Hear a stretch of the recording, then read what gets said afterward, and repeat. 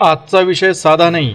आजचा विषय थेट तुमच्या बँक खात्याशी, तुमच्या मेहनतीच्या पैशांशी आणि तुमच्या आर्थिक सुरक्षिततेसोबत जोडलेला आहे. कारण सध्या सोशल मीडियावर एक मेसेज प्रचंड वेगाने व्हायरल होत आहे. व्हॉट्सअपवर, फेसबुकवर, आता यूट्यूब व्हिडिओमध्ये आणि गावागावात लोकांच्या चर्चेमध्ये एकच गोष्ट आपल्याला ऐकायला मिळत आहे. जुलै महिन्यापासून आरबीआयने बँक खातेदारांसाठी 5 नवीन नियम लागू केलेले आहेत आणि हे नियम मोडले तर खात्यातून 1,000 रुपयापासून थेट 50,000 रुपयांपर्यंत दंड कापला जाऊ शकतो. आता हा मेसेज पाहिल्यानंतर सामान्य माणूस तर घाबरणारच, कारण बँक खातं आज प्रत्येकाकडे आहे. कोणाचे खाते SBI मध्ये आहे, कोणाचे बँक ऑफ इंडिया मध्ये आहे, तर कोणाचं खातं हे बँक ऑफ महाराष्ट्रामध्ये आहे, कोणाचं पोस्ट बँकेत आहे, तर कोणाचे खाते हे सहकारी बँक, पतसंस्था किंवा खाजगी बँकांमध्ये आहेत. काही लोकांच्या खात्यात पेन्शन येते, काहींच्या खात्यात शेतकरी योजनेचे पैसे जमा होतात, काही महिलांच्या खात्यात सरकारी योजनेचे हप्ते जमा होतात, तर काही लोकांनी FD, बचत किंवा कर्जाचे व्यवहार त्याच खात्याशी जोडलेले असतात. म्हणून हा व्हायरल मेसेज लोकांच्या मनात भीती निर्माण करतो. लोक विचार करू लागतात, खरंच आरबीआयने असा आदेश काढलेला आहे का? माझ्या खात्यात कमी पैसे असतील तर दंड लागणार का? 2 बँक खाती असतील तर समस्या तयार होईल का? KYC पूर्ण नसेल तर सरकारी योजनेचे पैसे बंद होतील का? मोबाईल नंबर अनेक खात्यांना जोडलेला असेल तर धोका आहे का? आणि सर्वात महत्त्वाचा प्रश्न म्हणजे, जर चुकून एखाद्या लिंकवर क्लिक झालं किंवा OTP सांगितला आणि पैसे गेले तर बँक जबाबदार राहणार की नाही? आपण आज या व्हायरल मेसेजचं पूर्णपणे विश्लेषण करणार आहोत. येथे भीती पसरवायची नाही, अफवा वाढवायची नाही आणि कोणालाही गोंधळात टाकायचं नाही. आज फक्त एकच उद्देश आहे, दावा काय आहे, सत्य काय आहे आणि धोका कुठे तयार होऊ शकतो आणि खातेदारांनी नेमकं काय करायला हवं. सर्वात आधी हा व्हायरल दावा तुम्ही योग्य पद्धतीने समजून घ्या. आता मेसेजमध्ये सांगितलं जातं की आरबीआयने जुलै महिन्यापासून सर्व बँकांवर 5 नवीन नियम लागू केलेले आहेत आणि हे नियम सरकारी बँक, खाजगी बँक, पोस्ट बँका, सहकारी बँका, पतसंस्था आणि सोसायटीमध्ये असणाऱ्या बँका अशा सर्वच ठिकाणी लागू होत असल्याचं सांगण्यात आलंय. आता पुढे या मेसेजमध्ये असं बोलल्या जात आहे की पहिला नियम मोडला तर तुम्हाला 1,000 रुपयाचा दंड होऊ शकतो. तुम्ही जर दुसरा नियम मोडला तर तुम्हाला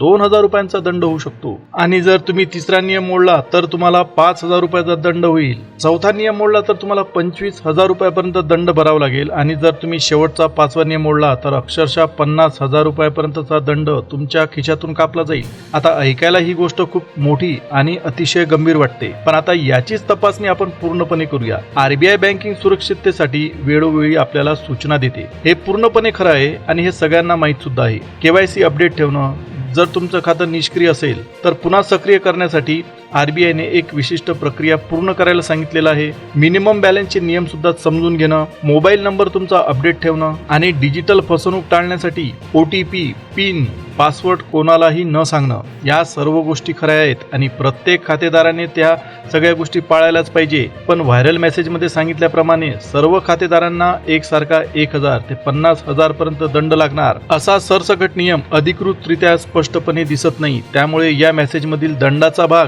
भीती निर्माण करणारा आणि अतिशयोक्तीने भरलेला वाटतो. पण याचा अर्थ असा अजिबात नाही की बँकिंग नियमांकडे तुम्ही दुर्लक्ष करायचं, कारण अफवा खोटी असू शकते पण त्यामागील सावधगिरी ही खरी असू शकते. आता पहिला महत्त्वाचा मुद्दा तुम्ही समजून घ्या आणि तो मुद्दा आहे मिनिमम बॅलन्सचा, म्हणजे कमीत कमी बँकेमध्ये आपले किती पैसे असले पाहिजे. आता अनेक लोकांना वाटते की प्रत्येक बँक खात्यात ठराविक रक्कम ठेवलीच पाहिजे, नाहीतर आपल्याला दंड लागतो. प्रत्यक्षात ही गोष्ट खात्याच्या प्रकारावर अवलंबून असते. काही खाती 0 बॅलन्सची असतात, काही जनधन खाती असतात, काही पगार खाती असतात, तर काही सामान्य बचत खात्यांमध्ये किमान शिल्लक ठेवण्याचा अत्यंत महत्त्वाचा नियम असू शकतो. त्यामुळे कोणत्या खात्यात किती पैसे ठेवायचे हे सर्व बँकांसाठी बिलकुल सारखं नसतं. प्रत्येक बँकेचे नियम हे वेगवेगळे असतात. जर तुमच्या खात्यात मिनिमम बॅलन्सचा नियम लागू असेल आणि रक्कम कमी असेल तर काही बँका सेवा शुल्क आकारू शकतात, पण 500 पेक्षा कमी ठेवले की थेट 1,000 दंड.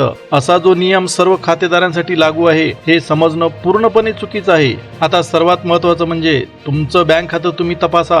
शाखेत जा, तुमचं बँक पासबुक अपडेट करा. अधिकृत ॲपवर तुम्ही माहिती पहा किंवा बँकेच्या अधिकृत हेल्पलाईनवर तुम्ही चौकशी करू शकता. तिथे तुम्हाला तुमचा खात्याचा प्रकार कोणता आहे हे पूर्ण डिटेलमध्ये समजेल आणि त्याप्रमाणे तुम्ही ठरवू शकता की तुम्हाला मिनिमम बॅलन्सची अट लागू होते का नाही. आता दुसरा अत्यंत महत्त्वाचा मुद्दा म्हणजे निष्क्रिय खातं, म्हणजे ज्या खात्यामध्ये बऱ्याच कालावधीपासून व्यवहारच झालेले नाही.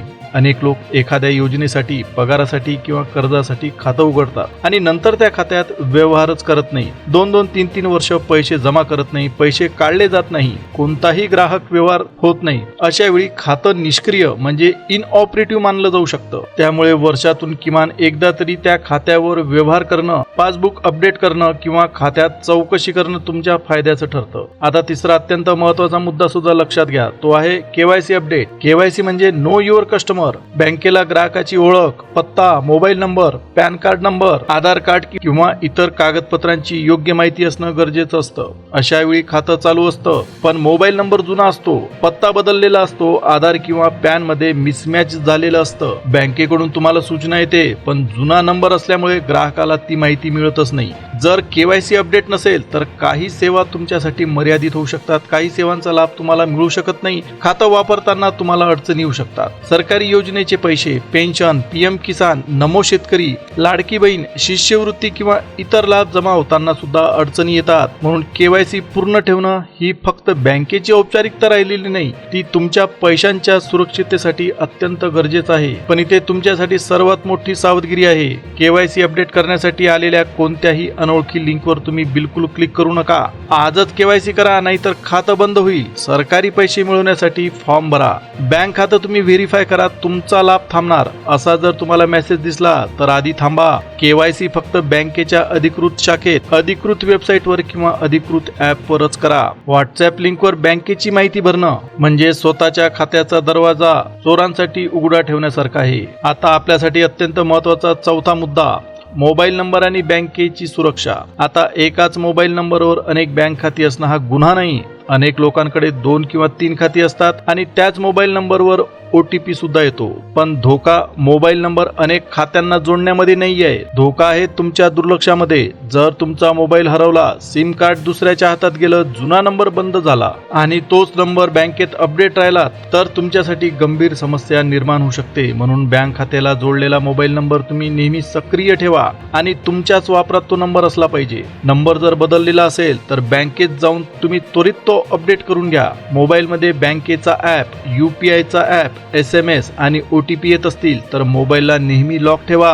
फोन दुसऱ्याच्या हातात देताना तुम्ही सावधगिरी बाळगा, कारण आज चोरी फक्त ATM कार्डनेच होते अशातला भाग नाही, ती मोबाईल मधून सुद्धा होते. पाचवा आणि सर्वात धोकादायक मुद्दा सुद्धा आता तुम्ही लक्षात घ्या, OTP आणि लिंकची फसवणूक. कोणतीही बँक, RBI, सरकारी अधिकारी किंवा योजना कार्यालय तुमच्याकडून फोनवर OTP, ATMचं पिन, UPIचं पिन, CVV नंबर किंवा पासवर्ड बिलकुल मागत नाही. हे वाक्य तुम्ही लक्षात ठेवा आणि घरातील सगळ्यांना सांगा सुद्धा.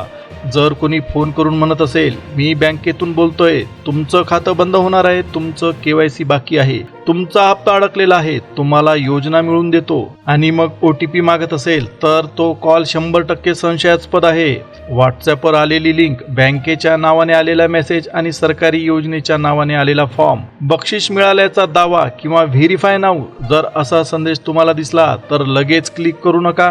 आधी तुम्ही विचार करा आणि मग तपासा. एक चुकीचा क्लिक, एक OTP, एक UPI पिन आणि काही मिनिटात तुमचं खातं पूर्णपणे रिकामं होऊ शकतं. अनेक लोकांना वाटते फक्त OTP सांगितला तर काय होणार, पण खरी डिजिटल चोरी बहुतेक वेळा त्याच OTP पासून सुरू होते. आता मोठा प्रश्न, जर पैसे गेले तर काय करायचं? सर्वात आधी बिलकुल घाबरायचं नाही, पण वेळ सुद्धा वाया घालवायचा नाही. तुम्ही डायरेक्ट तुमच्या बँकेच्या अधिकृत हेल्पलाईनवर कॉल करा. कार्ड किंवा UPI ब्लॉक करणं अत्यंत गरजेचं असेल तर ते लगेच करायला सांगा.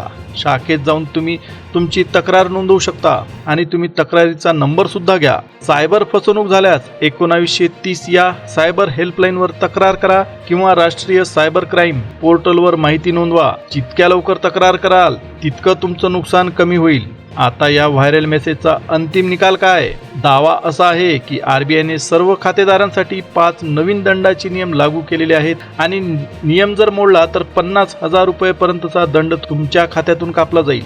आता हा दावा सरसकट खरा मानण्यासारखा बिलकुल नाही, पण या मेसेजमधील काही सावधगिरीचे मुद्दे अत्यंत महत्त्वाचे आहेत. तुम्ही तुमचं खातं निष्क्रिय ठेवू नका, KYC बाकी ठेवू नका, मोबाईल नंबर तुम्ही अपडेट ठेवा, मिनिमम बॅलन्सचा नियम तुमच्या बँकेकडून तपासा, OTP, पिन, पासवर्ड, CVV कोणाला सुद्धा सांगू नका, अनोळखी लिंकवर बिलकुल क्लिक करू नका. लाडकी बहीण योजना असो, PM किसान असो, नमो शेतकरी असो, पेन्शन असो, शिष्यवृत्ती असो, विमा असो, FD असो की बचत खातं, कोणताही व्यवहार असला तरी सुद्धा सुरक्षित बँकिंग ही प्रत्येक खातेदाराची जबाबदारी आहे. बँका आणि RBIचे नियम लोकांना त्रास देण्यासाठी तयार करण्यात आलेले नाही. ते फसवणूक कमी करण्यासाठी, ग्राहकांची ओळख स्पष्ट ठेवण्यासाठी आणि पैशांची सुरक्षा वाढवण्यासाठी असतात. पण सोशल मीडियावर नियमांना भीतीच्या भाषेत मांडलं जातं आणि लोक नंतर गोंधळून जातात. म्हणून अंतिम गोष्ट लक्षात घ्या, व्हायरल मेसेज पाहून घाबरू नका, पण त्याकडे दुर्लक्ष सुद्धा करू नका.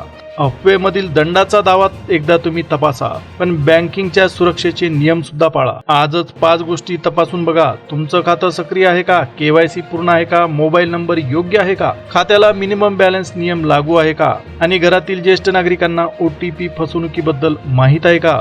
तुमच्या खात्यातले पैसे तुमच्या कष्टाचे असतात. एका चुकीच्या लिंकने, एका OTPने किंवा एका दुर्लक्षामुळे ते तुमच्या हातून जाऊ शकतात.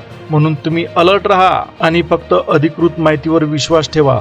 व्हायरल मेसेज पुढे पाठवण्यापूर्वी त्याची तपासणी करा, कारण अफवा पसरवण्यापेक्षा एका माणसाचं पैसे वाचवणं जास्त महत्त्वाचं आहे. ही होती आजची बँक खातं आणि RBI नियमांवरील पूर्ण तपासणी. माहिती उपयोगी वाटली असेल तर ती तुमच्या घरातील ज्येष्ठ नागरिक, शेतकरी, महिला लाभार्थी, पेन्शनधारक आणि बँक खातं वापरणाऱ्या प्रत्येकापर्यंत नक्की पोहोचवा. कारण कधी कधी एक योग्य माहिती संपूर्ण कुटुंबाचं आर्थिक नुकसान टाळू शकते.